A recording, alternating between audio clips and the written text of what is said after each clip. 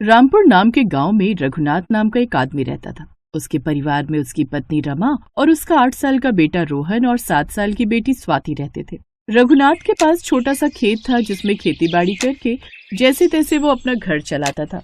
लेकिन एक रोज पता चला कि रघुनाथ को टीबी की बीमारी हो गई है और कुछ समय बाद उसकी मौत हो गई। पिता की मौत के बाद उनकी माँ ने उन्हें काबिल बनाने के लिए मेहनत शुरू कर दी। उसने रोहन को पढ़ाया लिखाया। आगे की पढ़ाई के लिए वो शहर चला गया और पढ़ाई और डिग्री खत्म होने के बाद उसने खुद का काम शुरू कर लिया। ऐसे ही समय बीता और उसकी मेहनत का फल उसे मिल गया। रोहन ने खुद का अच्छा खासा कारोबार शुरू कर लिया। अब वो गरीब नहीं रहे बल्कि शहर के जाने माने अमीर लोग बन गए। रोहन के लिए फिर एक बड़े घर की लड़की निशा का रिश्ता आया और कुछ ही दिनों में उनकी शादी हो गई। भाई की शादी के कुछ दिन बाद स्वाति के लिए भी नवीन नाम के एक लड़के का रिश्ता आया और कुछ महीने बाद वो भी ब्याह कर अपने ससुराल आ गई। उसके ससुराल में उसकी सास नहीं थी। सासू माँ का तो देहांत हो गया है, इसलिए घर में सास ससुर तो है नहीं, लेकिन ये जेठानी लगता है इन्हीं का हुक्म चलता है इस घर में। उसका सोचना एकदम सही भी था। स्वाति के भाई ने उसे ठीक ठाक गहने बनाकर दिए थे जिन्हें वो अक्सर घर पर भी पहने रखती थी। ऐसे एक रोज उसको गहनों में लदा देखकर उसकी जेठानी पूनम उससे बोली, कोई जरूरत नहीं है घर में भी यूं गहनों से लदे रहने की, कहीं चोरी हो गए तो ऐसा करो ये सब तुम मेरे पास रखवा दो, हिफाजत में रहेंगे। भोली भाली स्वाति को लगा कि उसकी जेठानी को उसकी कितनी फिक्र है जो उसके गहनों को संभाल कर रख रही है। उसने खुशी खुशी सारे गहने उसे दे दिए। शादी के 2 दिन बाद स्वाति महंगी सी भारी साड़ी पहन कर आई। उसे देखते ही पूनम ने मुंह बना लिया और चिढ़कर कहने लगी, कहीं शादी में जा रही हो क्या जो इतनी महंगी साड़ी पहनकर घूम रही हो? घर के सारे काम पड़े हुए हैं। दीदी काम वाली क्यों नहीं आई अभी तक? अब से वो नहीं आएगी क्योंकि मैंने उसकी छुट्टी कर दी। अब जाओ और पहले घर के काम काज निपटा लो, फिर सबके लिए खाना बना दो। अब शादी के दूसरे दिन से ही वो सारे घर का काम अकेले ही करती। पूनम तो बस उस पर हुक्म चलाती और उससे घर के सारे काम लेती। शादी के 5 महीने बाद ही उसकी हालत काफी खराब हो गई। उसने अपने पति नवीन से कहा, सुनिए जी, मुझे अपने घर जाना है। दीदी खुद तो पूरा दिन आराम करती रहती है और मुझसे घर के सारे काम लेती रहती हैं। तो मुझे कुछ दिन मेरे मायके छोड़ाओ। आज तो मुझे किसी जरूरी काम से मीटिंग में जाना है, लेकिन कल तुम सुबह तैयार रहना, मैं ऑफिस जाते हुए तुम्हें ड्रॉप कर दूंगा। अगले दिन स्वाति सुबह जल्दी तैयार हो गई। उसे तैयार देख पूनम ने पूछा, अरे आज तो न चाय न नाश्ता, और ये क्या, ये तैयार होकर कहाँ जाने की तैयारी हो रही है? वो दीदी मैं अपने घर जा रही हूँ, सोचा कुछ दिन रह आऊं। शादी के बाद ना मायके वालों से ज्यादा लाड ना रखो तो ही ठीक रहता है, और तुम मायके चली गई तो फिर यहाँ कौन संभालेगा? खैर जाना है तो जाओ। स्वाति घर का सारा काम खत्म कर देती है और उदास होकर अपने कमरे में बैठ जाती है। क्या हुआ स्वाति, तुम इतनी परेशान क्यों? पता नहीं दीदी मुझसे क्या चाहती हैं। न ठीक से खाने देती हैं, न रहने देती हैं और न ही कहीं जाने देती हैं। ऊपर से मेरे आते ही काम वाली को भी हटा दिया। अच्छा बाबा, अभी तुम शांत हो जाओ, मैं भैया से इस बारे में बात करूंगा। अगले दिन नवीन ने इस बारे में अपने बड़े भाई से बात की। भैया जब से स्वाति यहाँ आई है सारा काम बस वही अकेले करती रहती है। उसके आने के बाद तो भाभी ने काम वाली को भी हटा दिया है। कितने महीनों से वो बेचारी अपने घर भी नहीं गई है। ये सुनते ही पूनम गुस्से में आ गई और वहाँ आकर बोली, अच्छा बीवी क्या आ गई, इसकी भी जुबान खुलने लग गई। और माल तुम लोग खाओ तो काम भी तो करना पड़ेगा ना। अरे तुम दोनों को हराम की खाने की आदत पड़ गई है। भाभी ये अब कैसी बातें कर रही हैं? ठीक ही तो कह रही है वो। क्या गलत कहा उसने? आज जिस बड़े से शोरूम के तुम मैनेजर बनते फिरते हो उसका मालिक तो मैं ही हूँ, और मैंने ही तुम्हें मैनेजर बनाया है। नहीं तो कोई तुम्हें बिल्कुल भी काम पर ही ना रखे। और जो तुम ये अमीर घर की लड़की ब्याह कर लाए हो ना, वो भी मेरे काम की बदौलत ही तुम्हें मिली है। मेरा बड़ा शोरूम और घर देखकर ही उसके भाई ने तुमसे रिश्ता जोड़ा था। मेरे बिना तो तुम जीरो हो, जीरो। और इतना ही घमंड है ना तो अपने हूर की परी को लेकर निकल जाओ यहाँ से। इतनी बेइज्जती बर्दाश्त करने के बाद कौन ही रुकेगा यहाँ भैया। नवीन स्वाति को लेकर वहाँ से चला गया। वो लोग अब बेघर हो गए। मैंने कभी नहीं सोचा था भैया मेरे साथ ऐसा करेंगे। स्वाति अभी रहने का कोई ठिकाना नहीं है मेरे पास। तुम्हें लेकर कहाँ सड़कों पर भटकता फिरूंगा। ऐसा करो तुम कुछ दिन अपने मायके हो आओ। आपको इस हाल में मैं अकेले छोड़कर नहीं जा सकती। हम जिस भी हालत में रहेंगे साथ रहेंगे। स्वाति अपने पति के साथ किराए के कमरे में रहने चली गई। उनके पास महीने भर के गुजारे लायक तो पैसे थे ही। उन्होंने चौल में एक कमरा लिया और उसमें रहने लगे और जैसे तैसे गुजारा करने लगे। बड़े से घर में रहने वाली लड़की अब चौल के छोटे से कमरे में आकर रहने लगी। अब वो पानी भरने के लिए लंबी लंबी लाइन लगाकर वहाँ खड़ी रहती, छोटे से चूल्हे पर खाना बनाती। ऐसे एक रोज स्वाति कड़ी धूप में सब्जी का थैला लिए पैदल चली जा रही थी। तभी सिग्नल पर बड़ी सी गाड़ी में रेड लाइट पर उसका भाई खड़ा था। अपनी बहन की ऐसी हालत देख वो जल्दी से गाड़ी से उतरा और अपनी बहन के पास दौड़ कर गया। दीदी ये क्या हाल बना रखा है तुमने? अपने भाई को देख वो उसके सीने से लिपट कर फूट फूट कर रोने लगी। कुछ देर बाद वो उसके साथ उसके घर आ गया। उन्होंने आपके साथ ठीक नहीं किया। मैं अभी उन लोगों को जेल पहुंचा देता हूँ। नहीं नहीं, वो मेरा परिवार है, मैं उनके साथ कुछ गलत नहीं कर सकता। उन्होंने जो हमारे साथ किया वो उनके कर्म। अच्छा ठीक है, चलो मेरे साथ मेरे घर चलो। स्वाति ने बड़े ध्यान से अपने पति की तरफ देखा। फिर वो समझ गई कि उसका पति कहीं नहीं जाना चाहता। वो खुद भी नहीं चाहती कि वो मायके में रहकर अपनी भाभी के ताने सुने, इसलिए उसने वहां रहना ठीक समझा। रोहन घर आ गया। घर आकर उसने ये बात अपनी 7 महीने की गर्भवती पत्नी को बताई। अब हम क्या कर सकते हैं, जो उनके कर्मों में होगा उनको भुगतना तो पड़ेगा ही ना, इसमें हम कर ही क्या सकते हैं। ऐसे कुछ दिन बीत गए। कुछ दिन बाद उसकी भाभी ने एक बेटे को जन्म दिया। ये खबर मिलते ही स्वाति झट से अपने मायके दौड़ी चली आई। अरे वाह, मेरा नन्हा राजकुमार, लाओ इसे मेरे हाथ में दो भाभी। नहीं नहीं, उसे हाथ भी मत लगाओ। तुम्हारे इतने गंदे कपड़े, ऊपर से जिस जगह रहती हो वहां भी तो कितने सारे जर्म्स होंगे। मुझे तो उस घटिया जगह के बारे में सोचकर भी घिन आ रही है। पता नहीं तुम कैसे रह लेती हो वहां। चलो पीछे हटो, दूर से ही देख लो इसे। अपनी भाभी के मुंह से ये बात सुनकर स्वाति को भी बड़ा बुरा लगा। आंखों में आंसू लिए वो वापस चली गई। आ गई, मिलाई नन्हे राजकुमार से। स्वाति ने रुंधे हुए स्वर में हामी भर दी। हाँ, अच्छा तुम्हें कहीं नौकरी मिली? वो दोनों ये बात कर ही रहे थे कि तभी रोहन के पास नौकरी के लिए फोन आ गया। ये सुनकर दोनों बड़े खुश हुए। कुछ समय बाद स्वाति ने भी एक जगह नौकरी के लिए अप्लाई किया और उसकी भी नौकरी लग गई। धीरे धीरे उनके घर के हालात सुधरने लगे।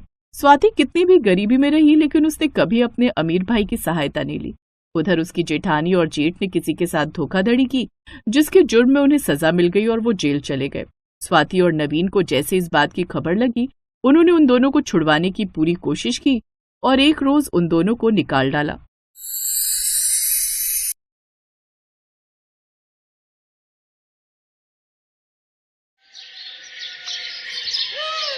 निधि और प्रीति के पिता शहर में मजदूरी करते थे और उनकी माँ घर संभालती थी। वो दोनों बहुत छोटी थी जब उनके माता पिता उन्हें काम की तलाश में अपने साथ शहर ले आए थे। शहर में वो सब एक किराए के कमरे में रहते थे। मदन ने दोनों बेटियों को सरकारी स्कूल में पढ़ने के लिए डाल दिया था। सब कुछ ठीक चल रहा था। ऐसे ही कई साल बीत गए और फिर एक रोज मदन को लकवा मार गया। उसे सरकारी अस्पताल ले जाया गया। वहां डॉक्टरों से जितना हो सका उन्होंने उसका इलाज किया। इसके बाद उन्होंने मदन को छुट्टी दे दी। एक दिहाड़ी मजदूर ने जब बिस्तर पकड़ लिया तो घर के हालात भी बुरी तरह चरमरा गए। जो भगवान की मर्जी, अब उसके आगे किसी का जोर कहाँ चलता है। सुनिए जी, आप दिल छोटा मत कीजिए, बस थोड़ी हिम्मत बांधे रखिए, देखना एक दिन सब ठीक हो जाएगा।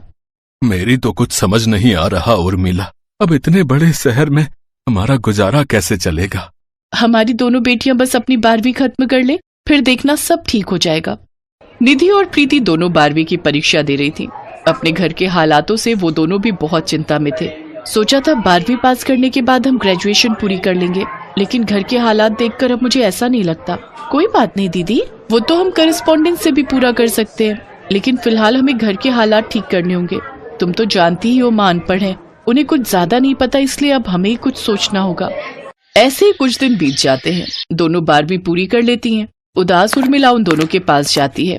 निधि, प्रीति, मुझे लगता है अब हम लोगों को गांव चले जाना चाहिए। आज सेठ जी आए थे, 3 महीने का किराया मांग रहे हैं। लेकिन माँ, हम बचपन से यहाँ रहे हैं और फिर हमारी पढ़ाई सब गांव में कैसे होगा? वो सब मैं नहीं जानती। मैंने कहा ना, गांव चलना है मतलब चलना है। निधि प्रीति ने काफी मना किया, लेकिन उर्मिला ने उनकी एक नहीं सुनी। अब गांव में आकर वो लोग अपनी झोपड़ी में रहने लगे, लेकिन दोनों बहनों को कुछ समझ नहीं आ रहा था कि वो अब आगे क्या करें।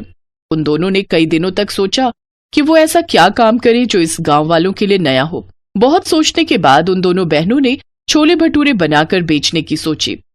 मैंने गांव भर में घूमकर देखा है, यहाँ सिर्फ कल्लू हलवाई है जो केवल समोसे ही बनाकर बेचता है। उसके अलावा यहाँ किसी चीज की दुकान या ढाबा नहीं है, तो क्यों ना हम यहाँ छोले भटूरे बनाकर बेचें। वैसे आइडिया तो बुरा नहीं है, और तुम वैसे भी अच्छे छोले बना लेती हो और मैं भटूरे अच्छे बना लेती हूँ। क्यों बाबा, कैसा लगा हमारा आइडिया? जो वैसे विचार बहुत अच्छा है तुम्हारा, लेकिन तुम दोनों ये सब सामान कहाँ से लाओगे? दोनों बहनों ने ये तो सोच लिया कि अब उन्हें क्या करना है, लेकिन अब दोनों को इस बात की चिंता सताने लगी कि इन सब के लिए सामान कहाँ से आएगा। वो दोनों अपनी माँ के पास गई। देखो बेटी, तुम दोनों से कुछ नहीं छुपा। जो पैसे थे वो मैं शहर में सेठ को किराए के पैसे देकर आ गई, लेकिन हाँ, मेरे पास ये एक सोने की अंगूठी रखी है। तुम दोनों चाहो तो इससे शुरुआत कर सकती हो। फिर दोनों बहनों ने वो अंगूठी सुनार के पास गिरवी रखी और उससे मिलने वाले पैसों से उन्होंने जरूरत का सारा सामान खरीद लिया। फिर रात को ही सारी तैयारी कर ली और अगले दिन गांव के बस अड्डे के पास जाकर अपना ठेला लगा लेती हैं और 30 रुपए छोले भटूरे की प्लेट बेचना शुरू कर देती हैं। 30 रुपए, 30 रुपए, आइए आइए, गर्मा गर्म छोले भटूरे खाइए। छोले भटूरे, ये नाम तो सुना सुना लग रहा है। हाँ, ये तो हमने शहर में खाया था जब मैं अपनी बहन के यहाँ गई थी। छोले भटूरे का गांव वालों ने नाम बहुत सुना था, लेकिन छोटे शहर के होने के कारण वो जब कभी शहर जाते तो ही वहाँ छोले भटूरे खा पाते थे। लेकिन अब गांव के बस अड्डे पर ही जब सिर्फ 30 रुपए में छोले भटूरे मिलने लगे तो वहाँ खुद ब खुद भीड़ लग गई। बस का इंतजार करने वाले लोगों और बस से उतरने वाले लोगों ने जब छोले भटूरे की दुकान देखी तो भीड़ लगनी शुरू हो गई। बहन, मेरे लिए भी छोले भटूरे की प्लेट बना देना। हाँ भैया, बस अभी लो। निधि गर्मा गर्म भटूरे तलती गई और प्रीति उन्हें सर्व करती गई।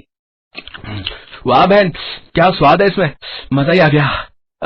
ऐसा करो, 3 प्लेट पैक भी कर दो। घर में माँ, बाबूजी और मेरी बहन गांव के छोले भटूरे खाएगी ना तो खुश हो जाएंगे। वैसे मुझे छोले भटूरे बहुत ही पसंद है, लेकिन गांव में पहली बार भटूरे खा रहा हूँ। नहीं तो जब भी शहर सामान लेने जाता था तभी खा पाता था। लेकिन सच कहूँ तो ये तो शहर से भी ज्यादा लाजवाब और मस्त बने। शुक्रिया भैया, ये लीजिए, आपकी 3 प्लेट पैक हो गए और आपके पूरे 120 रुपए हो गए। जी ये लीजिए, धन्यवाद। वो लड़का वहाँ से चला गया। कुछ देर बाद शहर से एक और बस आई और उसमें से एक औरत अपने पति और 2 बच्चों के साथ उतरी। छोले भटूरे देख बच्चे वो खाने की जिद करने लगे। माँ, छोले भटूरे हमें भी खाने हैं। अरे वाह, गांव में भी छोले भटूरे मिलने लगे। बड़ी तरक्की कर ली गांव वालों ने। सचमुच, चलो अब खाकर देखते हैं। वाह माँ, कितने अच्छे भटूरे हैं। अब तो हम इस गांव में 1 हफ्ता तो क्या 1 महीने की छुट्टियां भी बिता सकते हैं। चलो अच्छा ही हुआ, वरना तुम लोगों ने तो मेरी जान ही खा ली थी। सचमुच में माँ और दीदी, ये छोले भटूरे तो बहुत ही अच्छे बने हैं। ये सुनकर निधि और प्रीति बहुत खुश हो जाती हैं। पहले दिन ही उन्हें 3000 रुपए की कमाई होती है। अब वो दोनों हर रोज छोले भटूरे बेचने आती हैं। धीरे धीरे आसपास के गांव में भी वो दोनों फेमस हो गए। अब उनकी खूब कमाई होने लगी। ऐसे ही उन्हें 1 साल बीत गया। अब उन्होंने अपनी माँ की गिरवी रखी अंगूठी भी छुड़वा ली, तो वहीं अपने पिता का इलाज भी महंगे बड़े अस्पताल में करवाने की ठानी।